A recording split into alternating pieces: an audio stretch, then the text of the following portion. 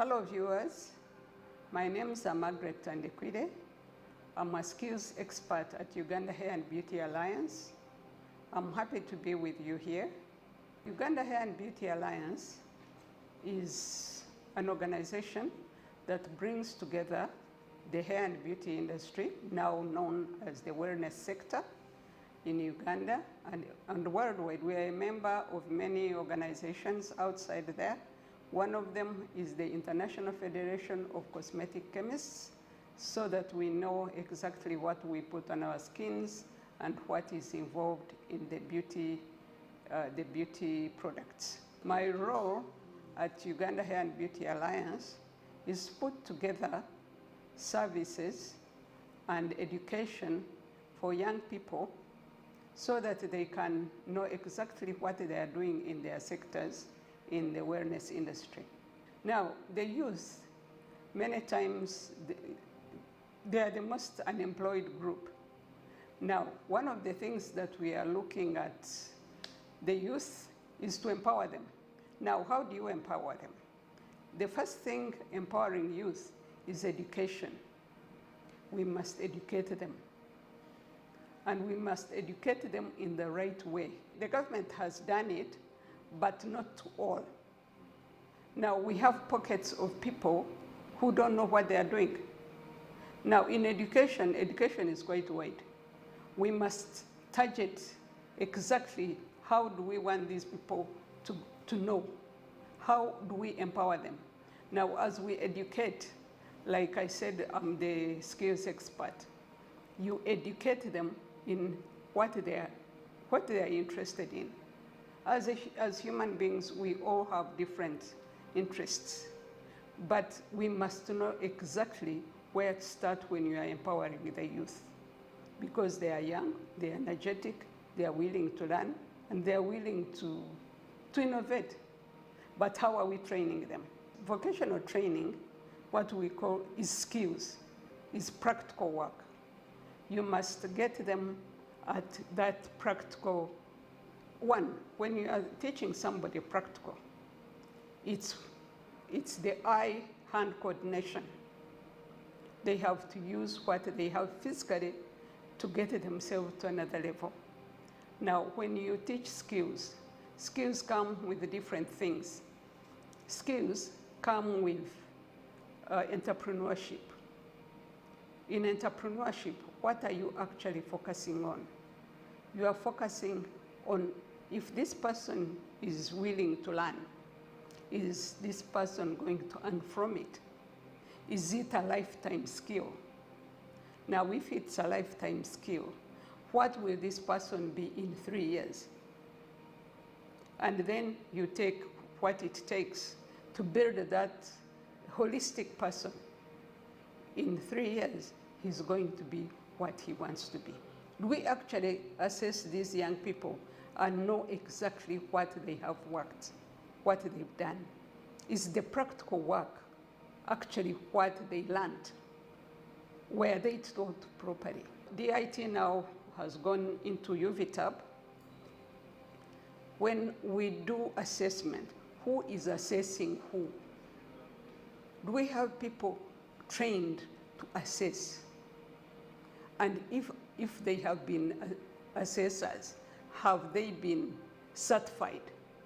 Now, the people they are going to assess, what quality of work are they taking?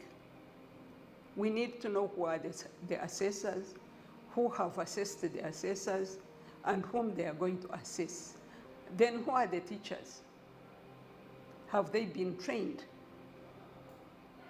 Are they really what the DIT or UVTAB are willing to take them on? How often do we go out to upgrade what we are doing? Now, a case in study is my own industry, which is probably growing so fast worldwide, and we need professionals. Now, this case, what I'm talking about is that what we actually teach, or what we assess, or what people do is practical. Now, we all have different gifts, naturally. There are people who are great artists, naturally. Now, how are you polishing this skill? Are you guiding this person to make sure that he's in line with what the world is looking for? Yes, I might be able to draw, but what am I drawing? In the beauty industry, we do the whole human being. For example, we do somebody's face. When we are doing somebody's face, the face is a holistic unit. You have ears, you have hair, you have eyes, you have eyebrows, you have a nose, a mouth. How do I shape this to make sure this person is better than how he came to me or how she came to me? That's very important.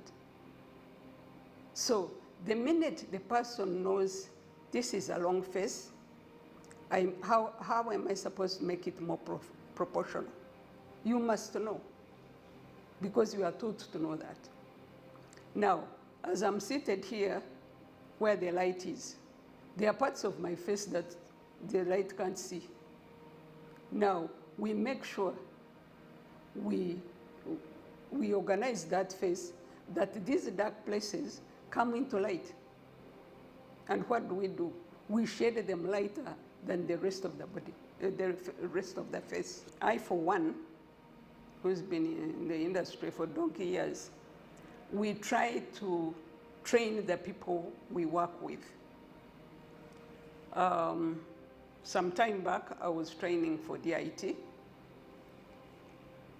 I was training assessors. And I hope these assessors are doing the right thing, but the assessors are assessing people who have been taught by people who haven't learned. So it's a no-go area. You can't go very far. So we have to reverse the process. We have to make sure the institutes have teachers. Like I said, it's practical work. I'll give you an example of peeling matoke. You tell me, has anybody ever gone to a school peeling matoke? But we all peel. Now, if you are doing something, basically the reason I'm talking about education. If you are doing something, do it right.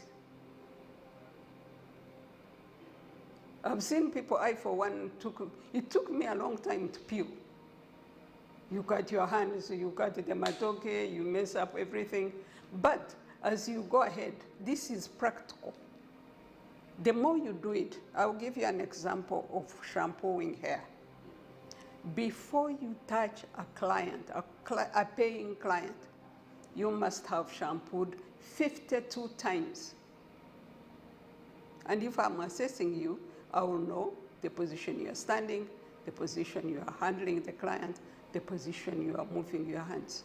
That way I will be able to tell you. Things are done anyhow. I mean, one, how cheap are you? Two, where exactly are you? Bakunaziza mbeseni. You know, are these the real things? The professional things? Now, are they on the right level?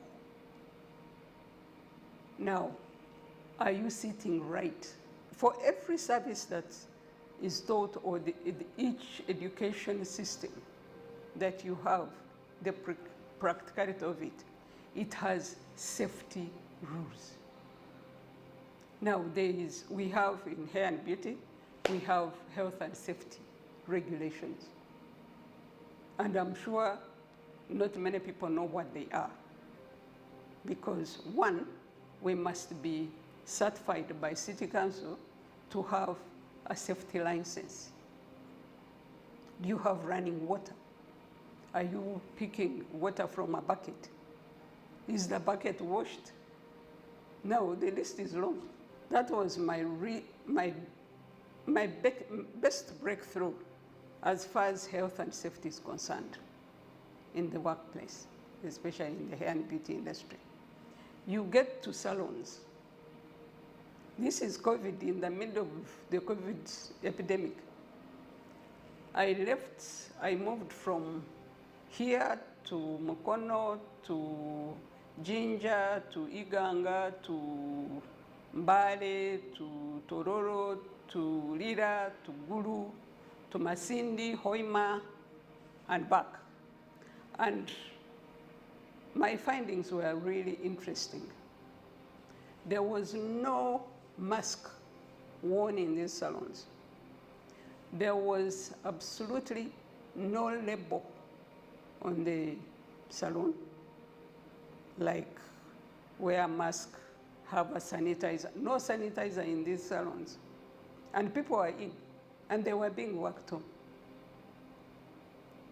And thank God, we are alive, because I wouldn't know how this could work. And especially for people who do facials, people who wash other people's hair. You are basically putting your nose in somebody's face. So it was only God that saved us. My take on education. When you educate somebody, you educate somebody all the way. You don't have bits and pieces. When they leave the class, the internship part is that in the beauty industry, when you finished training, you are sent specific salons, the salons that have been credited. You go there for 3 months. Much of the first month, you are actually watching what is being done. From the reception, to the cleaning, to the working, to the, all the sectors that you, massage parlor, hairdressing, what are they called, spas, all that, you are there to watch. Because you have that written books that you have learned. This is what we do in a salon. This is what we do in a spa. This is how we handle people's feet. That's how we handle a person's face. You learn. Then you are able to write a report at the end of it. And then from there, you go back to who sent you back to school. What did you notice? Then you explain. We mentor them. One, we start them off. For example, you start with a young girl, she's finished senior 4, senior 6. One, we start cleaning. You clean the salon. You take them what it takes to clean a salon. Then you tell them of course, before you start cleaning, there is reporting time. There is the appearance. You don't just walk in anyhow with slippers and whoever, uncombed hair, torn clothes, simanyenti, they are called what? Damaged. You don't come to my place damaged. I need whole people, a complete person. So after you've done with the appearance, then you teach them what to do next. Now, after you are satisfied with the first bit, let's say cleaning, then you take them into the shampooing process. Then you make sure she shampoos friends. You give, after you've taught her, you give her maybe another month. You bring in your friends, shampoo them. Once you've gone through the 52 people, then that person starts with you. Is this what you taught? Then after you are satisfied this person has done it, then you take her to the next level. She's doing treatment. She does the same. She's learning. Learning, you must have the confidence, self-confidence. If you don't have self-confidence, you cannot do anything. Once you've taken that bit, then you yourself, we have dummies, hair dummies, face dummies, hand dummies that you start on. You work with the dummies until I'm sure you are doing a good job. Now, in networking, we build clientele. It's the clientele that are going to pay you. It's that client that is going to pay you. How are you handling that? It's the perfectionism that you've given to this client. This client will recommend, you know, his children to you, his friends to you. You are now creating a clientele. Now, this clientele, you are not just going to run away from them. You are going to organize them. Who is coming when, what time, what are they going to do? Now, if you are building a business, like I said, in 3 years you are going to do a business, what capital are you starting with? You have rent, you have workers, you have this, you have products, you have all it takes. Are you actually doing that? Are you getting any profits out of it? And if it's not, what do you require? Now you start, that's our biggest problem now, because you saw Margaret wearing a nice watch, you want it. Is it from your, from the profit you've made? I would say that initially, a human being is corrupt. But we must be guided. When I talked about mentorship, we must mentor these people. Now, when I'm coming back to the salon, people come with earrings, necklaces, rings. You are working on somebody on their nails. Before you do their nails, you give them a container to put their rings. But you are now squinting, you are looking at the rings. You want, if there are 3, you want to take 1. Now, that's the credibility I'm talking about. Are you accountable for this person's property?